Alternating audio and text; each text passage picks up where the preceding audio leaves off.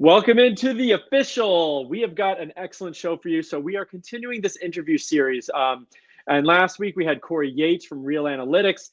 We've got another awesome guest from a company called Breakaway Data. I met this guy, Kevin Hisey, at Elite 11 last year. And Breakaway Data was doing some really cool things, recording these quarterbacks, things like motion time, which I love because I want to know who's got a quick release. The ball velocity, things like that. And, their brand and their company is continuing to grow and what they're doing. I'll let Kevin speak to that, but definitely want to listen to this one. Not necessarily exactly talking about fantasy players, but in the spirit of this interesting phase as we transition to the 2024 class, bringing on people who are thinking about recruiting, thinking about prospecting in new ways, because that's what we want to do here at the official. So, this is going to be the second or third interview in our series, and we'll have a couple more before we get into that 2024 class with Matt and David, the typical guests on the show. But tonight, Kevin Hisey, and stick with us. We will bring him on right after the intro. This is the official.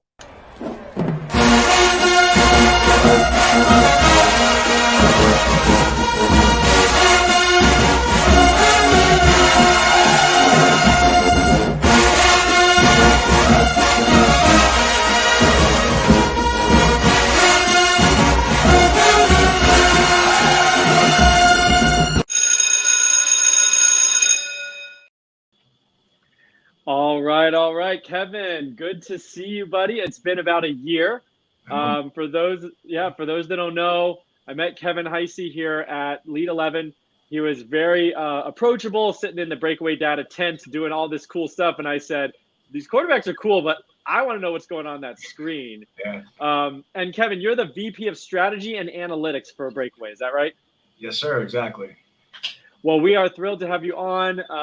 We've kept in contact over the year, but I'd love to get you on the show and kind of pick your brain. So just to open things up, can you tell the listeners and the watchers of the show, what is Breakaway Data? Give us your elevator speech just to lead off the show here. 100%. First off, that intro is awesome. I love the show intro, man. It gets me hyped for football season, which is not for a while, but I want to get there. So yeah, man. There's no off season, baby. There's no off season. It's great to reconnect and chat and get on the pod here today. But yeah, man, happy to give the elevator pitch on Breakaway. So essentially, Breakaway Data, we are an athlete analytics company, and what that really means is we provide products and services that are really tailored toward helping individual athletes, right? A lot of companies in the sports science and sort of sports analytics space are helping teams, and we definitely help teams and leagues and gambling partners. And a lot of what we try to provide is products and information that helps the individual athlete where he or she is, right? So that's really what we are about as a company, is trying to help athletes get better through the use of data. Whether it's, daily data, kind of assessment data like we're going to talk about here today, but really how do we empower athletes to collect all the data that's being collected and generated about them and helping them drive their development forward. Yeah, I think that's such a unique niche in the sport. Like you said, there's so many people that are using data, on-field metrics. We talked to Corey Yates from Real Analytics last week. Awesome company.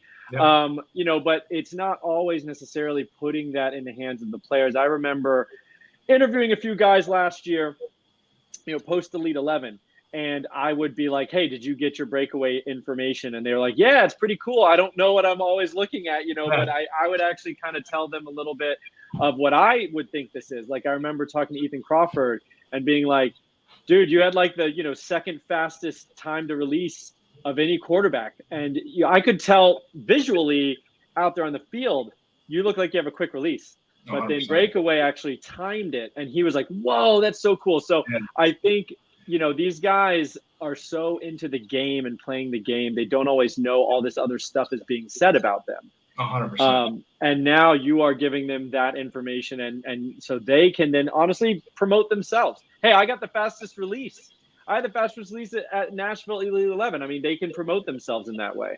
100%. We saw a bunch of guys from the Elite 11 camps. Like, we released a ball score at the end of the camp saying, hey, these are the guys who had the best velocity and the quickest release time. Because if you get the ball out fast and you get it out quick, Like generally it's pretty good. That's good. Right? Yeah. Good it's pretty good. It's not rocket science there. And we saw, athletes who are, trying to get recruited, tag coaches, talk about it, ask us questions on like, hey, can you help me understand how I did this? Because to your point, a lot of what we're doing in the quarterback space can get a little bit nuanced, but our goal is to really just keep pushing that forward and make sure we bring the athlete along with us. I love it. I mean, make sure that they don't get just talked about, but bring them into the conversation. I think that's, that's really great. It's a great mission and vision, I think, for Breakaway. And like you said, the 5-star guys, it's nice to know. But this is for the no-star guy who gets invited 100%. to Elite 11, or the 3-star who, hey, he's a 3-star buried down the list, but he has some of the best, he has like an elite trait. For Ethan Crawford, I would say he has an elite release time paired with ball velocity. I mean, both were very good for him. 100%.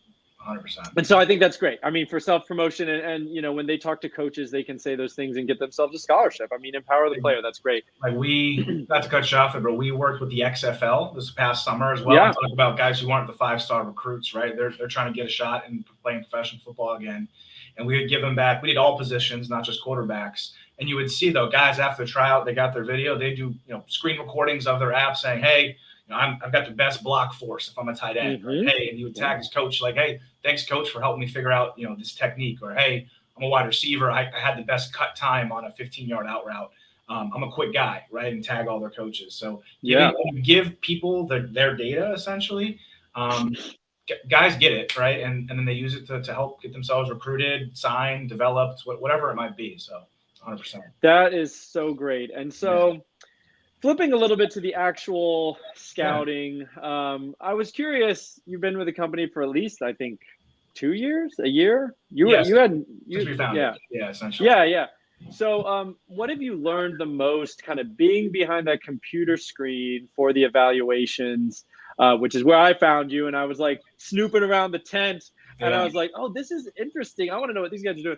But so you're behind the computer, you're looking at the data versus what we normally would say, what I was doing out there on the field itself, kind of just eye scouting. Like what gets brought forward when you look at the data that you can't always see with your eyes? 100%. And I think the way you phrase that actually is exactly what comes to light the most is stuff that coaches talk about or you hear evaluators describe that are frankly just so nuanced and technical. It's almost impossible to reliably see it from your eyes. So the example I always use is not quarterback specific, right? But like we talk about defensive backs, right? Everyone talks about having oily hips, right? Like that's, you read a scouting report, oily hips. And that's a really hard thing. At least I'm not a scout. My background is not in scouting. I played in high school football. I wasn't great, right? To go to the next level. But like being able to actually quantify what coaches are inherently looking at. And the best part about what we've done is like, so you see the data behind the computer and like, hey, we have hip flip time, right? Because we're able to count or understand how quickly an athlete, when he's doing his back pedal, turn, run, get out, how quickly does his hip flips. And that's what we're calling oily hips. But what's really interesting is we're able to like bring that and talk with, Terrell Buckley, for example, at the XFL, or we're talking about cut time with a wide receiver. Like, hey, is that what you saw? Because there's a bit of, a blend of art and science when it comes to scouting, as I'm sure absolutely a lot of folks know here. But being able to reliably pick up on those traits, because sometimes what we found is that coaches will think that, hey, he's got great hips. But when we surface guys who maybe for whatever reason, like never got tagged as having oily hips, we're able to like break down film with a coach, or it gives coach an alert to look like, oh, actually, now that I watch this, that kind of jives with my eye test, right? So in general, being able to blend these old school scouting terms with data has been our biggest value add, I would say. The other thing I would say specific to quarterback play that I found that, we started this company 3 years ago. Like I said, I was not a high-level quarterback, but essentially, like the biggest thing we found is like kinematic sequencing, right? So how like in baseball, this is like the name of the game, right? How when a pitcher plants that foot going to home, how he uses that foot plant to generate power that goes basically up through the kinematic chain to then lead to throwing it 100 miles an hour, right? Like seeing that, it's a very hard thing to see. Like, I mean, it's all bam, bam, bam. It's happening because it's so fast, right? The release time, we talked about release time. Like the average release time that we see is 0.4 seconds, right? Like that's like not imperceptible, but it's very, very fast. So being able to look at 4 different things that happen in those 0.4 seconds, that is, sometimes you can see it if it's very bad, but generally it's hard, right? Right. So looking at that, like we found that kinematic sequencing of a quarterback throw and, hips, torso, and sort of being able to do that type of rotation, it's really hard to see. And being able to like collect that like programmatically, put it together, and now you can tell that like some athlete might be big, strong, be able to bench 225, but you're not syncing everything up correctly. And so you're actually that is why your ball score might not have been in the top 10, right? Even though you're lifting weights like everybody else. For example, people call that sometimes like wasted motion, right? Or you're not 100%. like you said, lining it all up. I think we actually talked about that last year, and so that's something we've been working at. But 100%. yeah, I think that's great. We can learn so much from these guys that it's so hard. Like you said, you can look at I think you made a great point. When it's really bad, you can be like, that looks like really jerky. It looks out of sequence. Something's weird there. But when it's really good, it's hard to know what am I really looking at. I just know it looks clean. People talk about 100%. a clean, repeatable motion. 100%.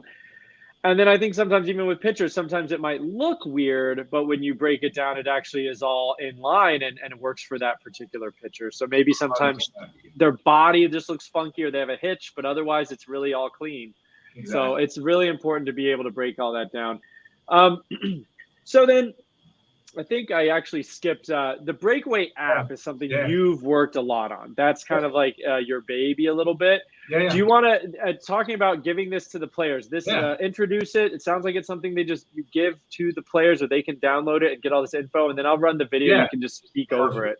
Yeah. So like I mentioned, our mission as a company is to basically meet athletes where they're at, give them the data that's being collected on him or her, right? So whether you're a high school athlete, college athlete, professional athlete, all these stats are being collected on you, right? So we're able to show athletes, hey, at the very least, like we talked to Chris Paul, who's a user of our product. Chris Paul has to go to ESPN.com to get his game stats. That's crazy. That's so crazy. The same way that I look at Chris Paul's box score, that's how he does, which is kind of crazy, right? So essentially, hey, our iOS app allows athletes like Chris Paul to get, like in this demo we're seeing here is Hendon Hooker, just kind of made it up, right? But all your game stats are in there, right?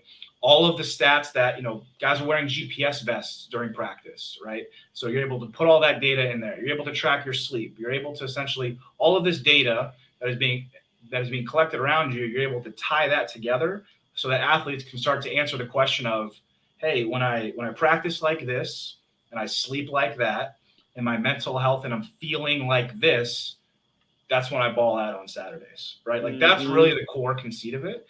And the challenge has been thus far, kind of like I mentioned at the top in the sports industry, is that to do that before, you'd have to open up ESPN.com, maybe go to your Apple Health app. Then you'd have to like get a piece of paper from the Phoenix Suns or whoever it is, not to call out any team. But now I've got it in 4 different places. And by the way, I'm a multi-million-dollar, I'm an athlete just trying to get better. How do I put this all together?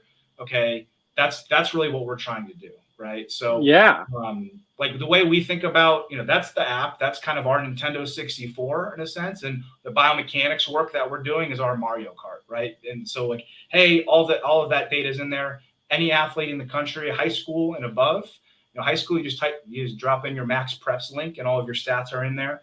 If you're a college player and above, we get that from Sport Radar. But hey, you can tie it all together. And then if you come to an Elite 11 camp or any Breakaway powered camp, any data that we collect on you is going to be in there. And now you can kind of have a one-stop shop for all of your sports science development. How do I get better as an athlete? Type of questions. Yeah, that is crazy because you'd have to have someone who is collecting all that for you and putting it in, in terms of even like the sleep cycles. Like, man, when I don't get X amount of sleep before game day, I'm not as good. That's so fascinating, and it's crazy that like Chris Paul, probably I don't know if he won a league MVP, but I mean one of the better players in the NBA for a long, long time, is still getting the box score the same way we do. Like that doesn't make any sense. Yeah, exactly. Exactly, man. So that's what we're trying to do as a company, is put it all together for athletes. And whether it's Chris Paul or just, a kid at an Elite 11 camp, how do I get better? How do I start telling that story to myself? So that's fantastic. So let me put you in this is now talking a little bit about the metrics themselves and what Yeah. they're telling you. Yep. If you're a GM Yep. or maybe you're a scouting director, because we are interested in college. So you're a Yeah. scouting director. How would you use the breakaway data? And we have a couple clips here. I don't know, wherever those weave in, just let me know and I'll bring them up. I know we have For some wide sure. receivers and stuff, and we can talk about those later as well. Yep. But what would you be looking for? Is there anything at this point where you're like, this metric seems projectable? Yeah. So caveats, I'm a data guy. The caveat's always going to be around projectability. We started collecting 2 years ago. We're obviously going to need to know more. But the way I would use breakaway data, it's actually interesting. When I read this question or was thinking about this question, like as a scouting director and GM, there's slightly different use cases, right? So if I'm a scouting director at a college, I went to Vandy. I'm a poor bastard. Go right? Doors. Go Doors. Yeah, right. So, like, if I was, Barton Simmons or one of the guys running Vandy football there, like at all of my camps, right, and trying to find talent, getting local national kids, bringing in, recruits across the country, run them through the camera system, right? And now you have, especially, I would say, look, if you're recruiting a receiver, you're recruiting guys in the perimeter, speed, obviously, in the SEC.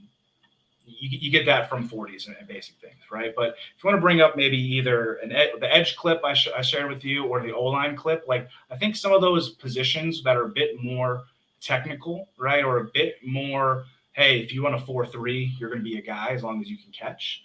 Like I really think that's where the value add is going to come in for a program like my Vanderbilt Commodores who kind of need a competitive edge, frankly, in the SEC, where like, for example, looking at defensive ends, right? If you want to bring that up real quick, like yeah, I think I have. Let's see, the XFL. I think I don't. It's called Edge Rush Video. There's the Edge Rush. Yeah, hold on. Yeah. Let me see if I can drop Pop that. that one up real quick. Like this is a really interesting success case when you talk about something that projects, right? So this is on Jack Sam. 1 minute.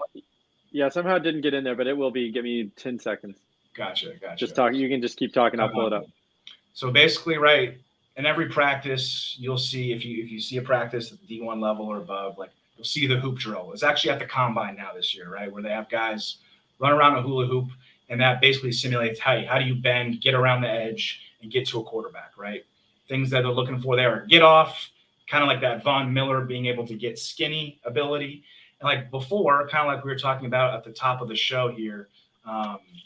I'm so sorry. It's telling me there's an error with uploading it. So, but I like your description. I'm sorry. We got tight ends. I've got the wide receivers and speed, DK Bryant speed. So any of those, we'll bring them up as you're talking. I think the tight end's cool too. We can talk about that in a minute. Yeah, we can talk about that in a minute for sure. But basically, like what we're able to do is for like these technical positions, tight end could be one of them, right? So I consider the line play, maybe some front seven.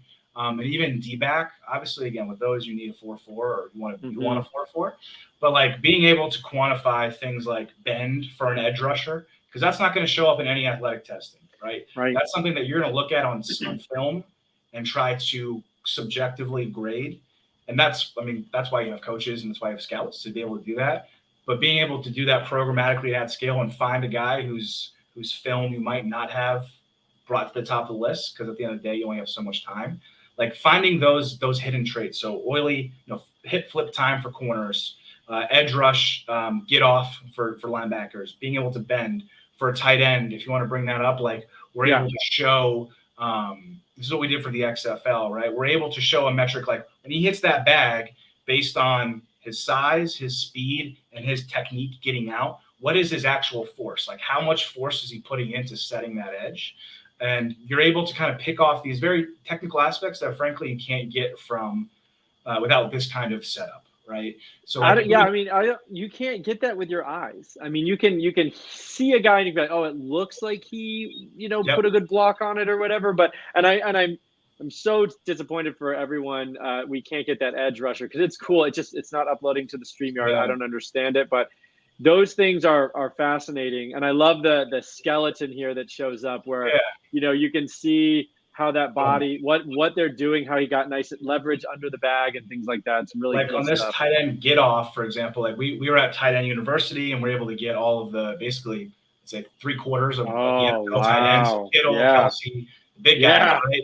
And it's really fascinating. Like there is a skill to like those first couple steps. It's a combination of athleticism, obviously, but then there's a skill component to how you're using your body. So in those first 5 steps, get around that bag, go, right? And like, I think folks try to subjectively do it, and that's what, and 100%, right? But when it's not in a controlled combine-like setting, then you start asking yourself questions as, okay, did this guy set the edge really well because he was going against Kevin in high school, who was 5'10" and 170, or is he doing that because he's a guy, right? Yeah. You know what I mean? And I think like when we do it at a scouting combine, or like, again, putting on the Vandy GM hat here, if I do that, you know, in a controlled setting for all the recruits that I'm seeing, eventually I can start building up this database, or use Breakaway's database to say, oh, this guy, maybe that's a diamond in the rough, right? Maybe he's more technically advanced. And if we put on 20 pounds on him, which is easier to control, I can really start, you know, getting, you know, some of this development that you see programs like, you know, Iowa is famous for developing guys, and NC State with their S&C conditioning program. So I think that's I got it. Oh, sorry. Go ahead. No, so that's basically like when I think about how to best use this from a GM's perspective, it's, hey, at college level, use this for my scouting camps. And if I'm at NFL level, pre-draft visits, because you start to understand a little bit if you get really into the nitty gritty here, which matters to the draft level, ability, like, hey, are there any hip issues? Is he way more dominant going left than right? Why is that? Oh, you start to unpack and combine what, you know, your medical staff is telling you, because you're making these huge investments. So now you can start to really get down into the weeds at both levels, I would say. Yeah. And I have to say, I don't know if it's because you're from Vandy and maybe you have connections there. Barton Simmons, for us at the official, David identified this, I feel like last year. He was one of our regular guys on the official, but part of our recruiting team at C2C. But he was like, if Vandy, he tracks Vandy offers. He's like, if Vandy's offering some unranked guy or a 2-star, 3-star guy, he's like, I'm going to pay attention because they usually offer freaks. Yep. And, you know, one of those guys this year was Kamorian Pimpton. Yep. I don't know if you know his metrics or whatever, but to us, he was this, you know, athletic freak tight end. He was like a 7-foot wingspan, 6'4", 5. Yep. And we loved him. And then, you know, at the last minute, LSU comes in and offered him, and he ended up going to LSU. But yeah, we pay attention to what Barton Simmons and Vandy is doing for sure, because I think, you know, there's a few schools where we're like, if they offer, we are paying attention because they look at guys the way we do. You know, they're looking at some of those metrics and things like that. So we love Vandy. I just wish you guys could hold on to some of them on signing day, right? I know. We got a good quarterback this year. We're looking out. Clark is a good coach, so we'll see how that goes. Yeah, I know. I've been pretty impressed. All right, so this is a fantasy-specific show, so let's hone in on some wide receivers and running backs. And we talked a lot about quarterbacks. Obviously, Elite 11 is a quarterback camp, so, you know, we've kind of talked a lot about that before. But wide receivers and running backs, I mean, you do all positions. Yep. What are you looking at for these guys? I know that you are looking at some interesting stuff that we cannot even see on our tape watching. We try to do MPH, like top MPH here at C2C. We'll do some other things like you know, air yards, yards after catch. We watch the tape and actually chart some of that stuff to have on these guys. But I know you're doing some other metrics. So tell me about, you know, start with wide receivers, and we have some clips and we can talk about running backs after. Yeah, if you want to toss up some wide receiver videos just while I'm talking through it. Yeah.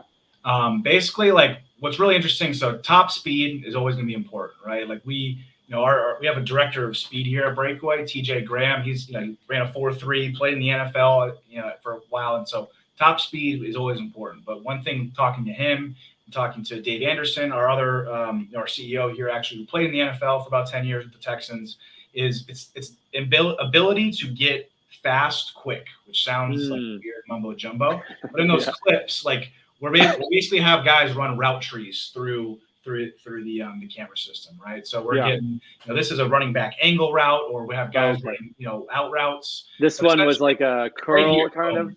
So we're able to get, like, right before you get to that cone, like, what is your top speed getting into that cone, right? Because that's a little different than top speed, because it might take a sprinter a while to get to that top speed versus someone who can generate is more quicker there, right? So top speed within the context of a route. But I think the thing that's been most interesting and, like, frankly, it's just challenging to quantify outside of having a setup like ours is like a cut time and ability to get in and out of cuts has been the biggest thing that like I see it watching thousands of these reps, but like guys' ability to, you see him break down, stop, change direction, get back out. Like how long does it take him to do that? Right? How long did it take Julian Edelman to do that? Basically same thing on whip routes. And that's what made him, you know, in my opinion, a Hall of Fame. Yeah. Also a pass. It's almost like you watch this and you can tell the initial acceleration looks pretty good, but then honestly, when he comes back to the left, it looks a little slower. Yep. So maybe the shifting, and that's an oily hip situation. Maybe the shifting and the hips going back to the left. And I don't know who that was or anything, but it looks a little clunkier than maybe what you would want. And of course, you know, I don't know who that is or whatever, but you're going to want to see those things. And that second move is probably more important than the first move. And I know a lot of times when people are watching film, they look at getting off the line and against man coverage or whatever. But that other move is just as important because that's creating separation and an intermediate part of the field. 100%. And can people trail you and see what you're doing and all that kind of stuff. So I love that. Like that would be cut time, or is that something a little different? So like for that, like we can literally measure when he starts his cut, you can basically measure what his starting of his deceleration. How long does it take him from that start to when he bursts out of that cut and gets back up to his top speed? Like how long does that take? Like I would love to get a guy like back in the day, Antonio Brown. My guess is he was I would love to see that, right? Like, because that's what made him. He didn't run a 4.2, right? He wasn't a huge big guy who could get off the line, but essentially that suddenness at when he's stemming his routes, like that, like I guarantee you, it's 0.1 seconds, 0.08, like the ability to stop, change direction, and go.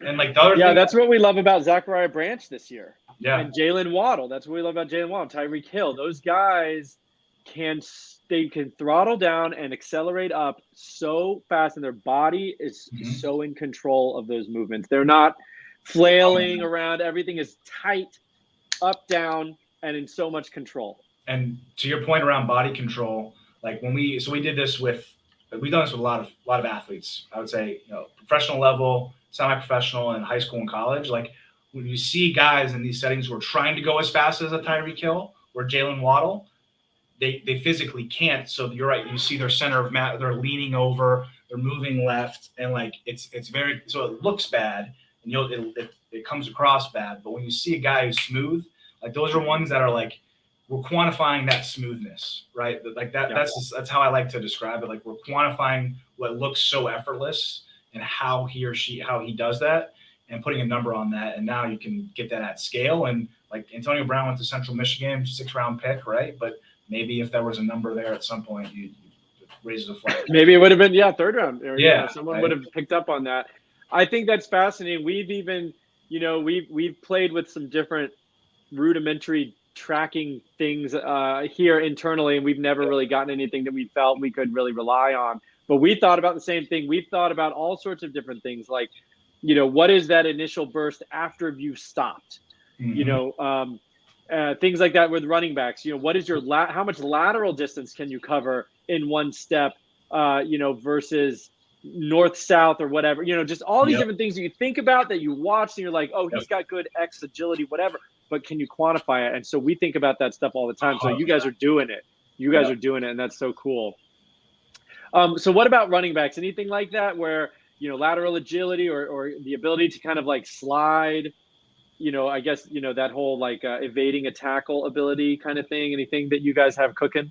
Yeah, running backs are interesting because like a lot of where we right now shine is when a player is dictating, like a wide receiver or defensive back who's doing something that they're basically in control of. Running back's a really interesting position because it's a lot of information processing, right? It's like what's going on and make the right move and when do I make it?